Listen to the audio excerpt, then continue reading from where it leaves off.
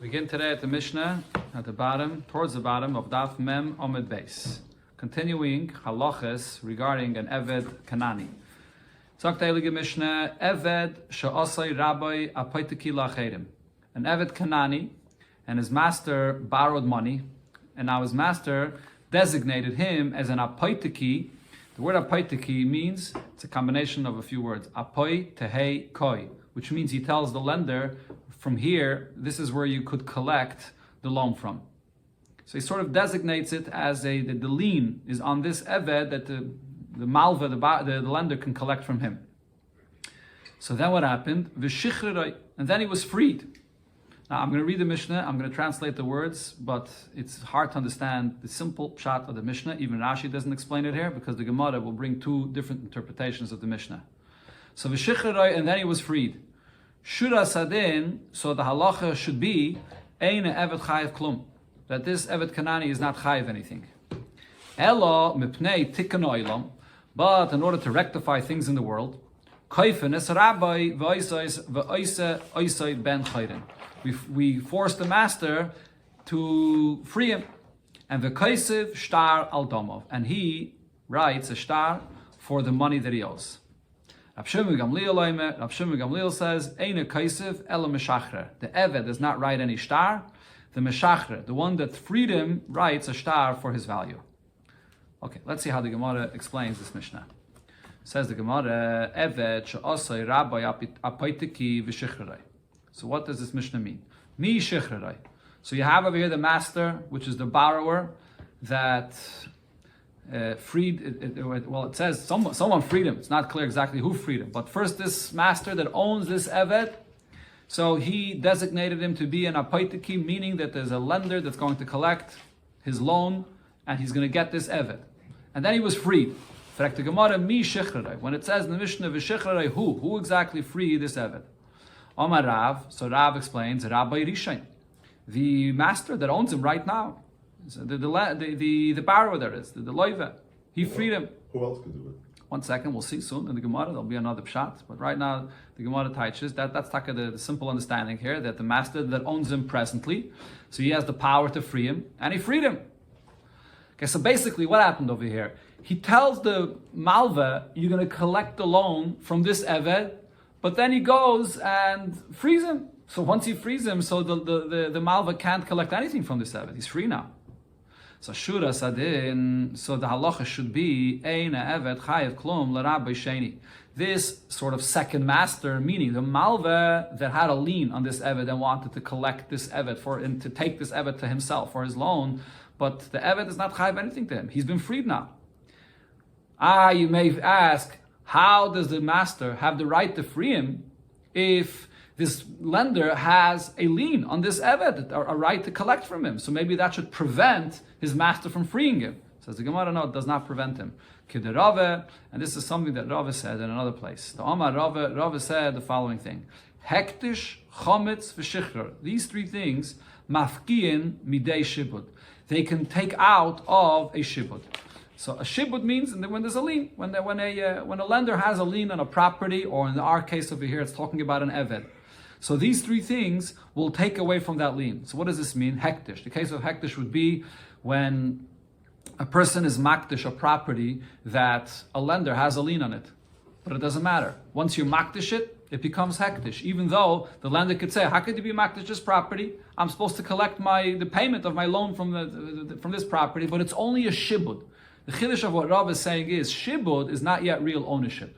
Shibud means that I have the rights to collect from here, but it's not yet an ownership. So now if you go and you makdish it, so then you have the power, the present owner has the power to do that, and now this person that has a lien will not get a penny.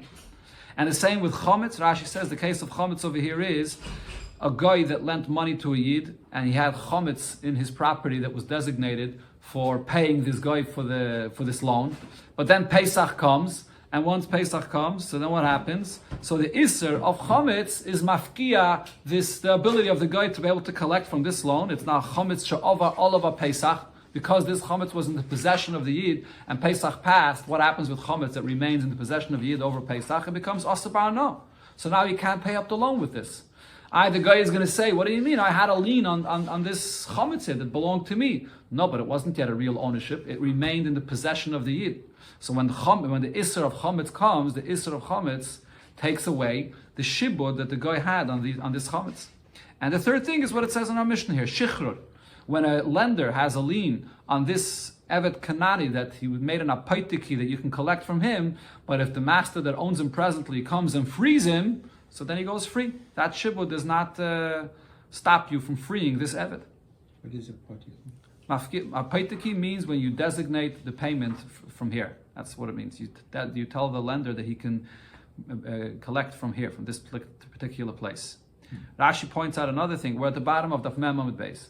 Rashi points out another detail here regarding this halacha of hektish, that hektish is only if you makdish kedushas haguf. There's two types of hektish. There's kedush when you makdish kedushas domim, or you makdish kedushas haguf. When you makdish a carbon, the behemoth becomes kodesh to be brought in the mizbeach. When you makdish anything else that's used for the bedek habayis, only the domim, the value of it is hektish. So this koyach that Rav said, that when you could be makdish something to take away from a lien that a lender had, is only a hektish of kedushas haguf, not a hektish of kedushas domim. And Taisus here explains the reason is because when you're makdish something which is only kedushas domim, the koyach of hektish is not absolute. You could still redeem it from the hektish. A carbon cannot be redeemed. Once you makdish it as a carbon, you cannot redeem that behemoth anymore. But when you're makdish something to hektish to be used for the bedek habayis, and it only has kedusha for the value of the money of it, you could still redeem it. So therefore, it's not powerful enough to take away from the shibud that this lender has on this property. Okay, now we continue to see what's the pshat in the Mishnah. So again, what happened over here? This master that owned the eved, and he borrowed money from someone, and there was a lien on or not only a lien, but an apaitiki. He designated the collection of the loan from this eved, but then he went and freed him. So once he freed him, so now that's it, he's free, and the lender can't collect from him. So the Mishnah Gemara continues explaining the pshat in the Mishnah, Ela mipnei tikkuna olam. But now, in order to rectify matters in the world, Shema yimtze'enu b'shuk. Perhaps this lender here, which the Gemara before referred to as the second master, because he had a lien on this eved. Now he may encounter this eved in the street, and v'yayim alai, and he's going to tell him, Abdiyata, you're my slave. Because I had a lien on you, I was really supposed to collect my loan from you. And the borrower went and he sort of tricked me, and he went and freed you. But you're my slave. He may come and talk to him this way. And what's going to happen then? Rashi says, if he refers to him as an Eved, so then if this Eved, which is really now not an Eved anymore, he's a full Yid and he goes and gets married and he has children, there's going to be a laz, there'll be a bad rumor about his children, that his children are not Yidden. So therefore, Koifen Esra Sheni. So that's what the Mishnah continues and says, that we force now the second master, which is this Malve, V'oisa ben Chayrin, and he should free him, he should make him a ben Chayrin. And V'koisev Eved Shtar Al Domov. And the Eved will write to the master a shtar for the value of how much he owes him for freeing him. If this second master, so to speak, he's not really his master, but he claims sort of to be his master. So Chachamim were misakin that in order there shouldn't be a bad rumor here, so he should write him a document, I free you, I have no rights to you, but the Eved is going to have to write a shtar that, okay, I owe you money for freeing me. Now, this shtar that the Eved writes here, I mean, the truth is, he shouldn't have to write him any shtar for anything, because this second master never really owned him at all. It's just a takonim de rabbanon, so it shouldn't look like that he owns him. But nevertheless, because the second master is doing him a favor by freeing him, so Chachamim were misakin that the Eved should write that he owes the money to the loive, or to the malva rather, it is, the malva, the second master, he should write him that I owe you money for this that you've Shimon Gamliel Oimer. Rab Shimon Gamliel says, Eina Eved Kaisev. The Eved does not have to write anything to his master. Ela Meshacher Kaisev.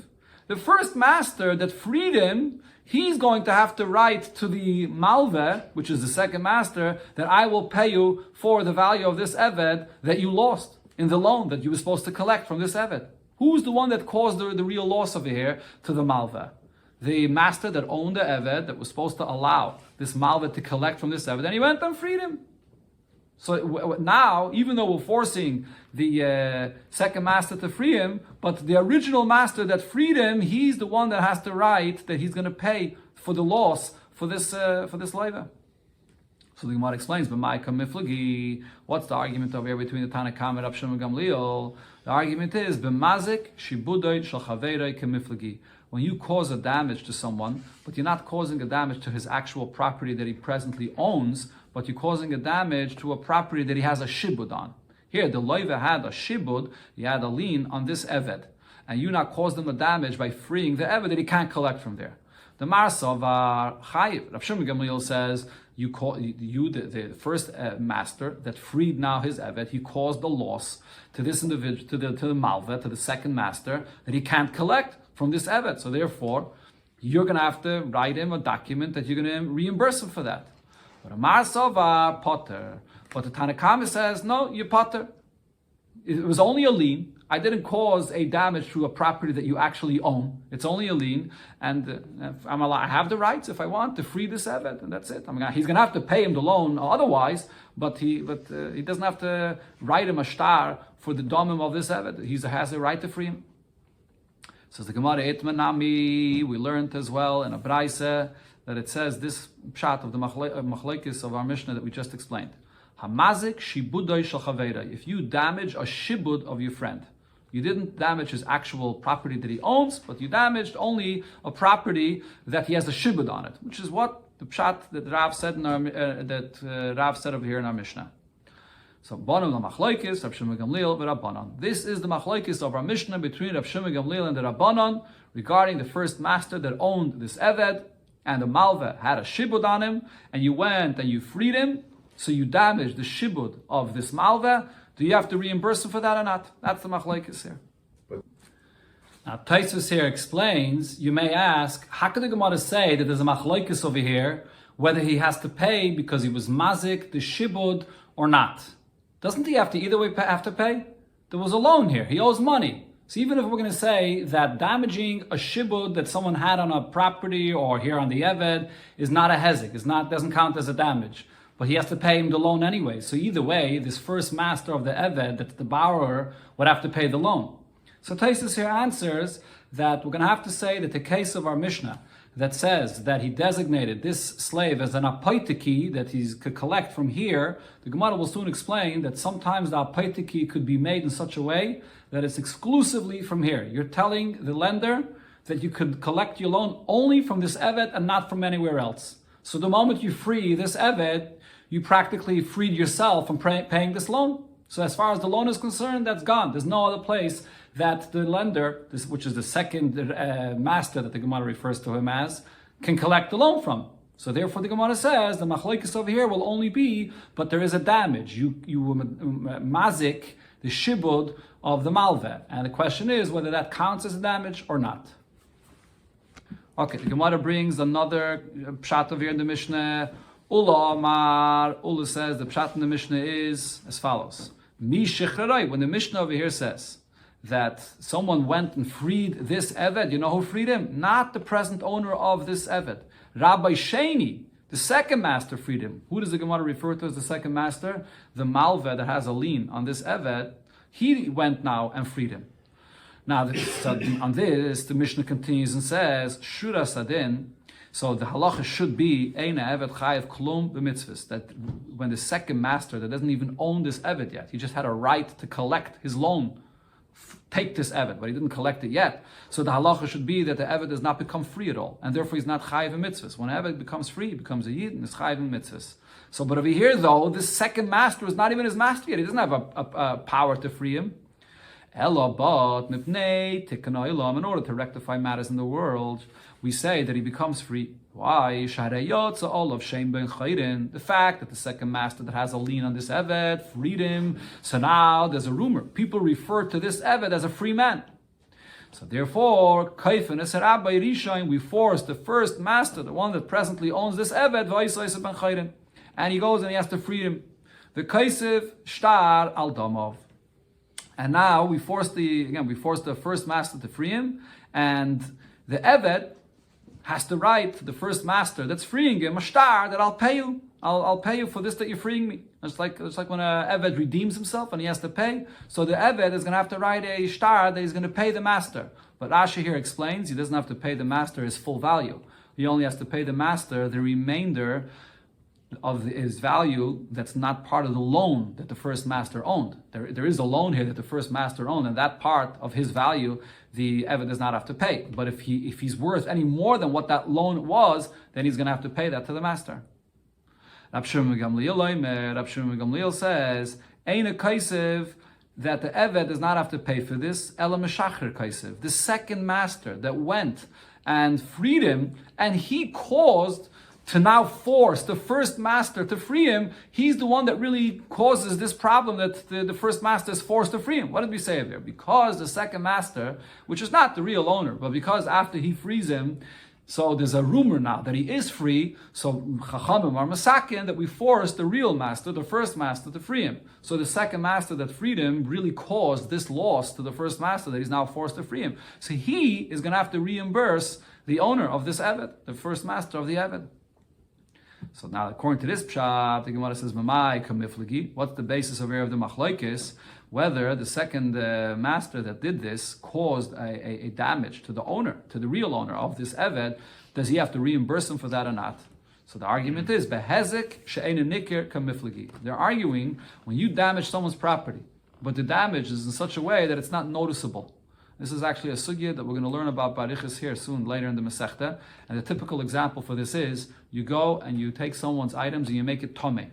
When you make something tomei, the gashmi is physically, you don't see any change in the physical object. It's not like a damage where you broke something. Is that a damage that you chayiv min hatayra to pay for or not? So we'll see, it's a sugya later in the Gemara. So over here as well, this second master, he went and freed this eved, and it created a rumor that the eved is free. There was no change in the body of the eved. He didn't go and hurt this Eved, break his bone, or do something that he was actually harmed him. He just created a rumor that now forces the first master to free him. That's called Hazak Shein Nikar. So Marsava Shmei Hezek, Rab Shimon Gamliel says this is a damage, and therefore you're going to have to pay. Well, Marsava Lo Shmei Hezek. But the Tanakama says, no, the second master that did this, it's not called a damage, and therefore, when the Eved gets freed, it's the Eved that has to reimburse the master that owns him for freeing him, but not the second master that freed him. He didn't cause any damage. That's called Hazak Shein Nikar. Says the Gemara, Ula my time Karav. Why did Ula not want to interpret the Mishnah like Rav says? Malach, Ula will tell you, Sheini Rabbi Karislei. According to Rav's pshat, it comes out that in the Mishnah over here, when it says Kaifanis Rabbi V'Isaisid Ben Chayred, we forced the master to free him. Who's the master that the Mishnah is saying that we forced to free him? The second master. We forced the second master to free him. How could you refer to the second master as a master? He's not really his master at all. He has a lien on him that he could collect his loan from this Eved, but he's not called a master. Right? So Mashenkin, according to Ola's pshat, when it says in the Mishnah, Kaifanis Rabbi means his present owner. The first master, which is Taka really his owner. That's the one that we forced to free him. And Rav, on the other hand, the Rav, my time Ula. Why does Rav not say in the Mishnah the pshat like Ula says? Malach, Rav will tell you, Sheni Meshacher Karaslei, according to the pshat of Ula, when it says in the Mishnah V'Shichrei, that the second master freed him. How could you say that the second master freed him? The second master doesn't even own this Eved yet. He didn't really free him. He may have tried to free him. He created a rumor that he's free, but he didn't really free him. According to Rav's pshat, V'Shichrei makes more sense. V'Shichrei means the first master freed him, and he actually has the power to free him. As the Gemara explained, according to Rava, even if there's a shibud, the first master could free him. According to Ola, though, V'Shichrei doesn't really make sense. It's only a rumor that he freed him, but he didn't really free him. Okay, so you see here in the Mishnah that there's these two ways, and the language of the Mishnah is one way that it leans more towards Rav's pshat, and another way it leans more towards Ola's pshat. The whole thing is Huh? The whole thing is fuzzy because who knows? You make a contract with somebody. Everybody knows about the contract. Well, no, not necessarily. No. But if you're talking about Ola's pshat, about the rumor on this Eved. Yeah. No, once an Eved though becomes freed by somebody, so then this Eved is walking around and showing everybody, look, this guy freed me. The point I'm trying to bring out is that I made a contract with you. Okay. And then somebody else comes about Frees an him. Eved, and then somebody screams, "Okay, this Eved's free." What does he have to do? He's with walking it? around, though. The Eved's walking around with a document that shows that this guy freed him. So that's strong enough to create a very strong rumor that he's free. So once he's living like a free man, so then This could be done by anybody then. You and I have Anyone from the street could come and give it. It's not credible enough. You have to have someone else that had a lien on him, at least something that have some credibility. You're talking about somebody's. Okay. It's a rumor they're saying, right? Yeah. You come out here, nobody knows what's going on. Okay. Sagt Gemara Itme, we learned a similar halacha regarding property that a person owns. So Hitler, we were talking about a person that owns an eved. But Itmer, we learned to Isis Sadeyu, a paitakila achere. What happens if you borrowed money and you tell the lender that this particular field right here, this is the apaitaki. Again, apaitaki means you designate this property that the lender will collect his loan from this property. But then what happened? Vishat fanor. Now a river came and overflowed it, and that's it. This property is gone. You can't collect from here. So what happens now? So Ami Shapir Noah, Amar Rab Yechanan, an individual by the name of Ami, and he's called Shapir Nar because he was a very good-looking individual, or this is some kind of a title that he had. So he said in the name of Rabbi Yechanan, this lender now cannot collect from any other properties. Because there was an apaitiki, he made it clear to the lender that you can collect only from this property, so you can't collect from anywhere else. But Vavud Shmuel, the father of Shmuel, said, no, goive mishar nechasim. Even though he designated this property to collect from it, but if this property was destroyed or completely flooded over, so you can collect from any other properties that the borrower owns. Amar Rav Nachman by Yitzchak. So Rav Nachman by Yitzchak said over here about this halacha, Mishum, the Ami, Shapir Nohu, this individual Ami, because he's Shapir Nohu, he's good looking, Oy Mishmaita the Loy Shapiran. So he says a halacha that's not so good, that's not so acceptable. He says, I can't understand what he's saying. And the question really that Rav Nachman Yitzchak is asking is, even after you designate an apaitiki, you tell a lender, look, here, this is the property that I designate to you, for you to collect from it.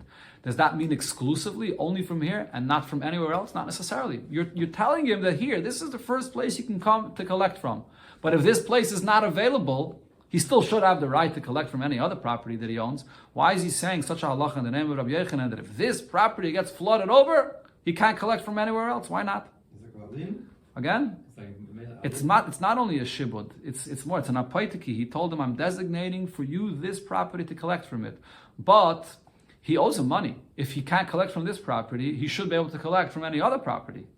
So therefore, Rav Nachman Yitzchak explains, to targim shmaite, you have to explain, you have to interpret this halacha that Rav Yechanan said, the amalei, this is when he made a very specific deal with the lender. Lo yehelecha pirayin elamizu. That it's not just staman apaitiki. He made it very clear to him that I designate this property to collect from, and you could only collect from here and not from anywhere else.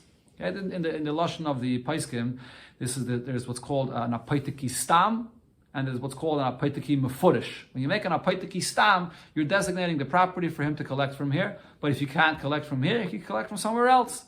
Apaitiki mefurish means you explicitly made a deal with him that the whole collection of the loan is going to come only from here and not from anywhere else. Then this halacha will be true. If this field got flooded over, so then he can't collect from anywhere else.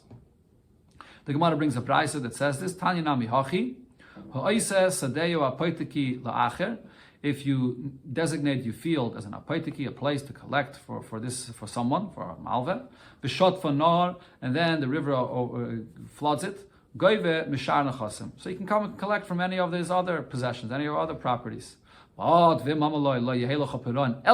he tells him very clearly that the deal is that your collection will be only from here, then ein goive mishar nechasim. So then the malve cannot collect from any other properties if this property got flooded over. Now we learned in another brayso about this, that there's a distinction, depends what kind of money he owes. Who does he owe the money to? When you designate your property as an apaitiki for someone to collect, so the Tanakam over here says it doesn't make a difference whether you designated this one property here, whether it's a Baal Chayv that you owe money to, or Ksubesisha, or you're designating it for a wife that she could collect her Ksube if you passed away, or if she gets divorced, only from this property. Goivin Mishar Nechasim. If this property is not available, if you didn't specify very clearly that it's only from here, if you just said, I'm designating this property, so then in both of these cases, whether it's a Baal Chayv or Ksubesisha, they will be able to collect from other properties if this one's not available. But Rav Shimon ben Gamliel says there's a difference between a malva a loan and a ksuba of the isha. Baal choiv goyve mishana chasim. By a Baal choiv, if this property is not available, they can still collect from another property. You didn't explicitly say that you can't collect from somewhere else. But isha ain't a goyve mishana chasim. But a wife cannot collect from other properties. She could only collect from here, from this, by a wife, by a ksuba. It's very clear that the intention of this deal, the understanding of this apoitiki, when he tells his wife, you could only collect ksuba from here, is only from here and not from any other properties. Why? She'ein darkei shel isha lachazer al batedinim. Because it's not customary for a woman to have to run to a bezdin to figure out from which property she could collect. So Rashi explains what could very well happen by a isha that has to collect her ksuba is her husband owned many different properties, and then he sold off one property, sold off another property, and then he passes away. Now she has to collect her ksuba. Where does she collect her ksuba from? From the last buyer. From the last person that bought the property from her husband. That's where her lien is on, because anyone that bought previously can say, don't collect from me, I left the property by your husband after what I bought. So she's going to now have to run from one bezin to another to figure out who's the last buyer and to go and collect it. It's not customary for a woman to have to figure out such a thing. So when her husband makes a deal with her in the ksuba, when they get married, that you're going to collect only from this property, the understanding of the deal is only from here and not from anywhere else. And this is what you're going to leave for me, and I'm not going to have to run anywhere else. So if her bad luck has it that this one property now got flooded over, so she's stuck. She can't collect from anywhere else, because that's the understanding of the deal, that it's only from here, even if it wasn't explicitly explained that way, but that's how we understand this deal by a ksubas isha.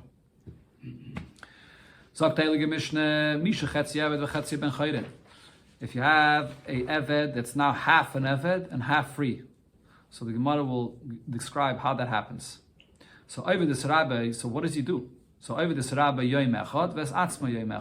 to work for his master one day of the week, and another day of the week he's free. He works for himself. Divrei B'Hillel. That's what B'Hillel says. Beishamai say tekantem es rabbi, but ves atzmai le tekantem.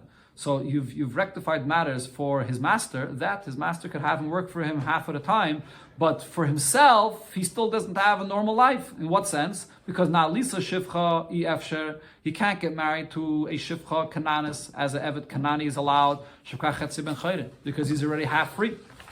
On the other hand, Bas Chayre Efsher, Shivcha Chetzi Evet, but he can't marry a Bas Chayre and a regular Yid for the fact that he's free because he's still half an Evet. So what should this person do? He can't get married. So the Mishnah continues. Beishamai explained, now you bottle, so you're going to say, well, that's his bad luck, too bad, so you can't get married to anybody. But you can't say that either. The whole world was created for Piriviribya, to have children. Shanem, as the Pasuk says, Loi toyu bara, the world was not created to remain desolate. L'sheves yitzara, to settle the world, to have children. So therefore he has a mitzvah to have children. There's a long thesis here about this part of the Mishnah.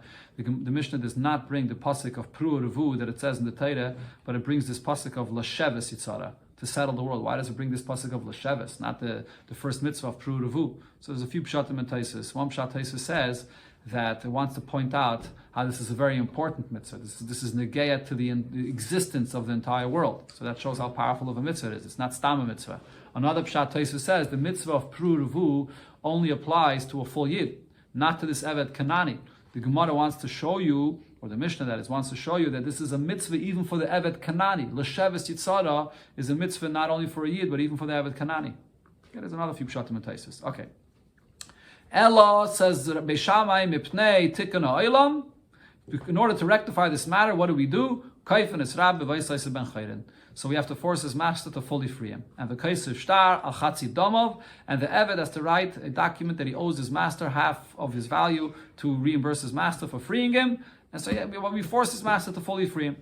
Mishnah concludes, v'chazru Beis Hillel l'hoyres kedivri Beishamai. In the end, Beis Hillel retracted from their opinion and they agreed to Beishamai. Sagt the Gemara, Tana Rabbanu, we learned in a Braise, hameshachrer chatzi avdei, a person that frees half of his slave. So could you do such a thing? Could you free half of your slave? Rebbe says, yeah, he acquires half of himself.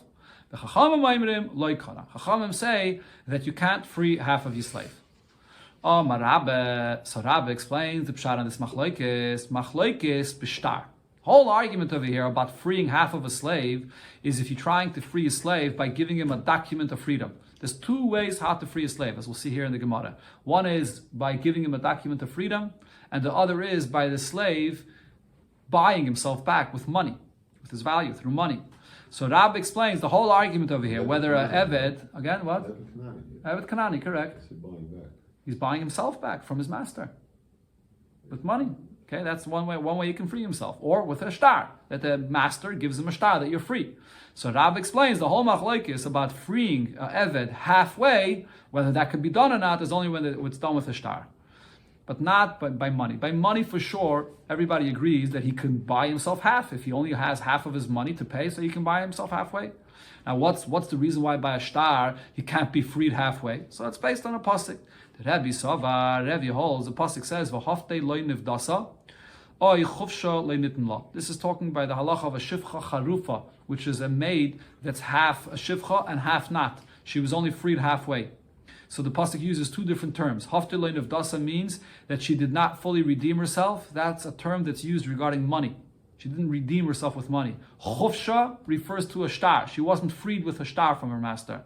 So from this, we learn out, makish shtar lekesef. We compare her being freed through a shtar like if she was freed by buying herself. Makesef, just like with money, ben kuloi, ben chetziyai, whether if she would pay fully for her freedom, she can free herself totally. Ben chetziyai, or she can free herself halfway. So either way, the freedom takes effect. Av shtar nami, the same with a shtar. Ben kulei ben chetziyai. A master could give a shtar to his eved, whether that he's freeing him fully or he's freeing him halfway. No difference. That's the opinion of Rebbe. But the Rabbanan say, no, Gomri, law me isha. When it comes to freeing a eved with a shtar, over here, the Rabbanan say we compare this shtar to free a eved to the get that you give a isha to redeem it, to release a isha, that is, to divorce a wife. And therefore we say, ma isha, chetzia loy, there's no such a thing as divorcing a wife halfway. Either she's divorced or she's a eshes ish. Af eved nami chetzia loy, so to by eved, there's no such a thing as freeing a eved with a shtar halfway. So basically, Rebbe is learning out with a hekish, comparing in this pasuk shtar to kesef, and the Rabbanan is learning out with a gzeira shava, the words law to an isha. Says the Gemara, but aval, according to this is continuing Rabbi's pshat here, aval bekesef divrei hakoil kona, but when it comes to money, everybody will agree that he could redeem himself halfway. Okay, but why? Because it says in the pasuk peduya ve'ena peduya. When it says in the pasuk v'hoftei loy nivdasa, what does that mean? That she's redeemed, but not redeemed, meaning only halfway redeemed, because she only paid for half of her value. Says the Gemara, shall we say that the explanation of the machlokes of Rebbe and the Rabbanan is as follows? The Mar Savar Hekesha Difer. Rebbe says the Hekesh. Making a hekesh over here, when you have in the same pasuk two things that are written right near each other, so I say I compare the shtar to kesef in the same pasuk, and that's a stronger source, and therefore we compare them that the shtar could free halfway.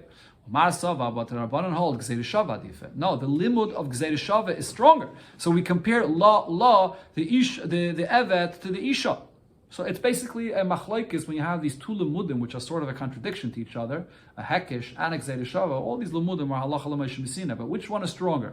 Is hekesh stronger or is gzeira shava stronger? Says the Gemara, the kula alme gzeira shava adifa. Really, everybody could agree that a gzeira shava is a stronger limud. Shani hacha, but over here there's a certain weakness to the gzeira shava. Why? The ikele mifrach, because there's a refutation to this comparison of an eved to an isha. What is that? Mali isha shekein ene yaitze bekesef. I see that a isha, her becoming divorced from her husband is very specific. Only it could be with a get. She can't in any way buy her freedom from her husband. On the other hand, by a eved, I see that his freedom is more lenient. He has another option. He could free himself with kesef. So therefore, it's more flexible. I would say that by a eved, I shouldn't compare it to a isha, and he could free himself even halfway, including with a shtar. So Taisus explains over here, usually we don't refute a gzeira shava.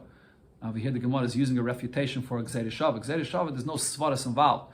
But what the Gemara is trying to say is true, you can't refute the gzeira shava fully, but the fact that there is a svara to refute this gzeira shava shows that it's weaker than the hekesh. So if we have a choice to choose the gzeira shava or the hekesh, we go with the hekesh, not with the gzeira shava. Rav Yosef Amar, okay, this is all Rabbi's pshat. It's not one of the Yud Gimel. Again, what? It's not one of the Yud Gimel. Of course it is. Zayde Shabbat is, sure. No, heck. A hekish, is it one of the Yud Gimel Midrash Atera Dresh's ban? Good question. I guess maybe it's not counted there, but it's definitely one of the Midas B'Teira that the Gemara always brings to learn out. Just wrote it down to show that. Okay. Show it's stronger.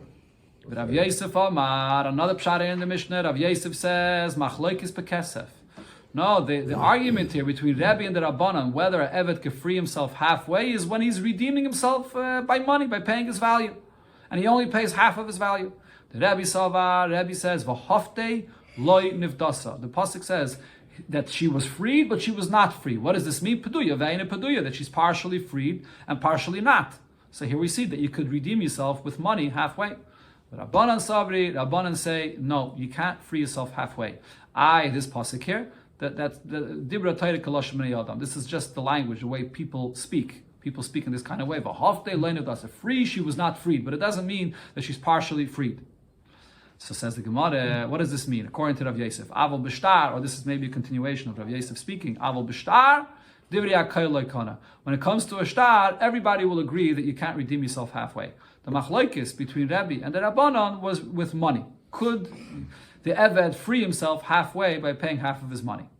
So the Gemara asks on Rav Yosef's pshat, it clearly says in the Brisa not like this. Meisvei, the Brisa says, "Meshachrer chatzi avdoi b'shtar." So the Brisa clearly spells out that the Eved was freed halfway by a shtar. Rebbe says that he becomes free halfway. Chacham say no, he does not become free.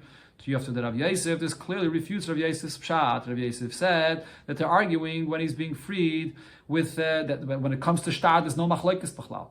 They're only arguing regarding kesef. Over here it says the machlokes is regarding shtar. Says the Gemara to Yofta. So this is a clear refutation. They are arguing about shtar. Says the Gemara. Okay, so now about neme or someone not going to neme.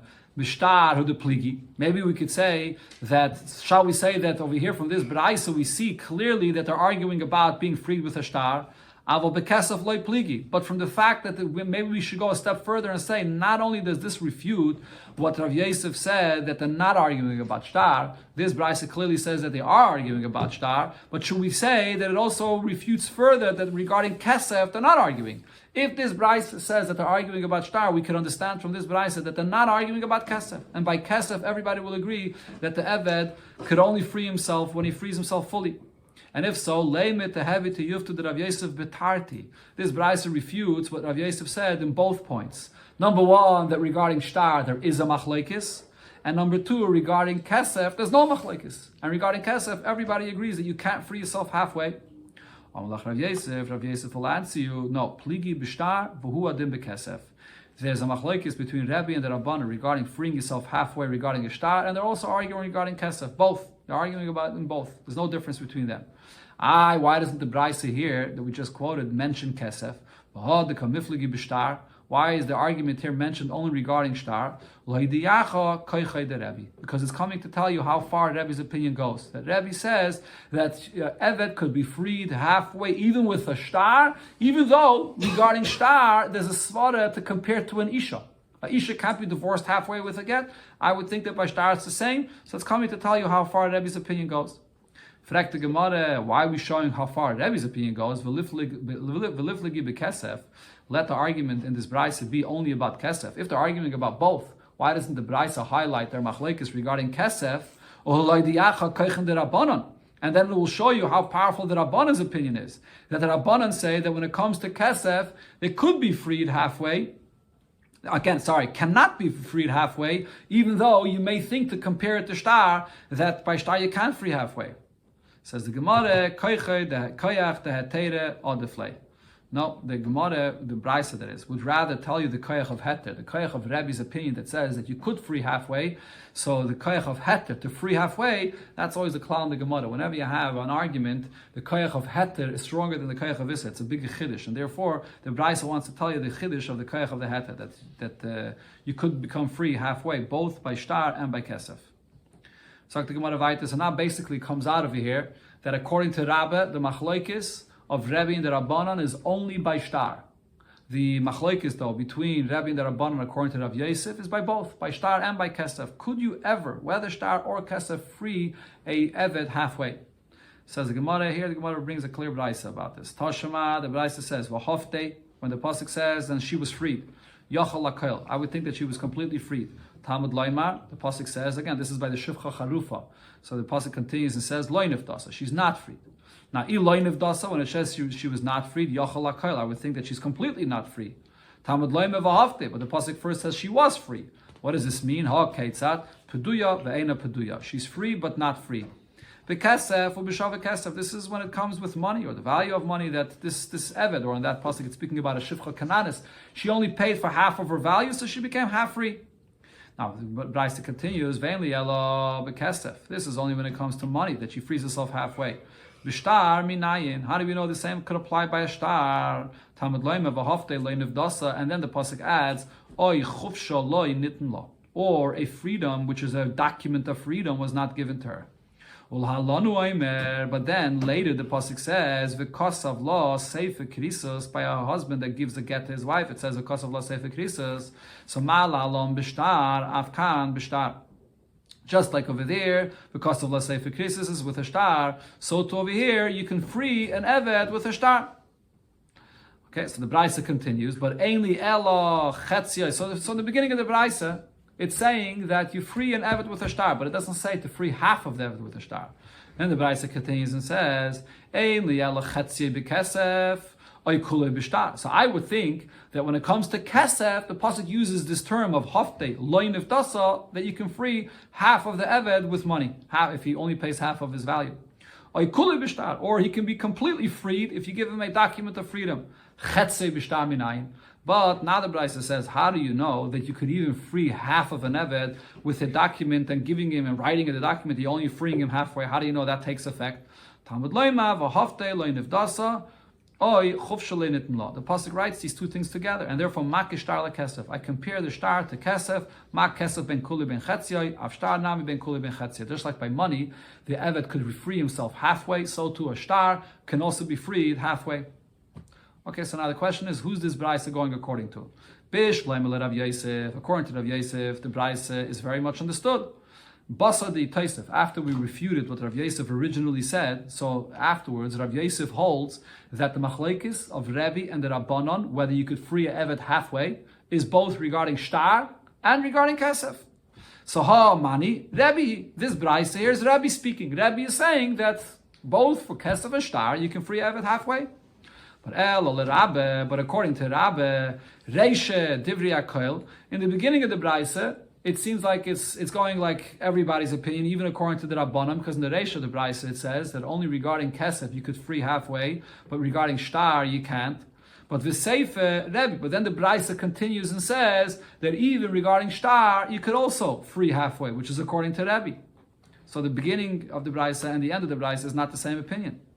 Amalach Rabbe, so Rabbe says that's not a problem. In true Reisha Divrei HaKoil and v'seifer Rebbe, the beginning of the brayso goes according to Rebbe and according to the Rabbanan. The Reish of the brayso starts saying that for kesef you could free halfway, and then it says you could free fully with a shtar, and then Rebbe continues speaking and says that you could actually even free halfway with a shtar. So it's not a problem. Ravashi says, Rebbe, the entire brayso is really Rebbe. It's all Rebbe speaking. The whole brayso is Rebbe explaining that the same thing that applies to kesef, that you can free halfway, the same applies to shtar. The first part of this brayso, when it said that with a shtar you could free fully, that was just the beginning of the discussion. Rebbe was explaining in the continuation of the brayso that the kesef and the shtar is the same thing, that you can free halfway. Okay, so that's the pshat in this brayso. Now the Gemara comes back to our Mishnah. The Mishnah that we learned, what did it say in our Mishnah? The Tani. The Mishnah said, Misha chetzi eved v'chetzi ben chayden. A slave that was half slave and half free. How does this happen? Rabba will say that what happened over here is the slave redeemed himself halfway with kesef. And this goes according to everybody, not only Rebbe. According to Rabba, Rebbe, the Rabbanan, everybody agrees when it comes to kesef, you can free yourself halfway. But according to Rav Yosef, how does this happen that a slave is freed halfway? Leime Rebbehi v'lei Rabbanan. Shouldn't this mean that our Mishnah is only Rebbe and not the Rabbanan? Because according to the Rabbanan, in Rav Yosef's opinion, the Rabbanan hold an Evet could never be freed halfway, not with Kesef and not with Shtar. So the Gemara answers, no, the Mishnah could be according to everybody. Omer Avine, be'evet shel shnei shotvin. What our Mishnah was speaking about was an Evet that was owned by partners. So one partner freed him, and the other partner did not free him. So over here, in such a case, even the Rabbanan would be maideh that he could be freed halfway. Okay, because from this master, what he owned, he freed him fully. So that's so the other one did not free him. So over here, the Rabbanan agree that it'll be free halfway, and our Mishnah could go even according to the Rabbanan's opinion.